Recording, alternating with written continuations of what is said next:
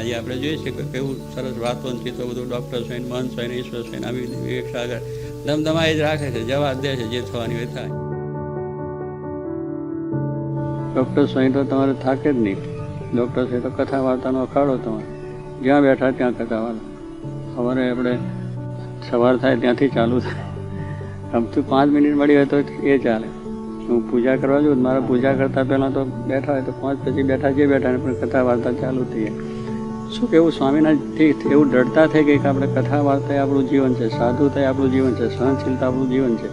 તો એ બધાની અંદર આજે છે. તો જ્યારે કોઈ સ્વામી દેશ પ્રદેશ ડોલાવશે તો આપણે જોઈએ છીએ કે આજે બધું કાર્ય થાય છે. એવું અત્યાર સુધી આપણને બધી વાતો થઈ છે એ આપણા સારા માટેની વસ્તુ છે.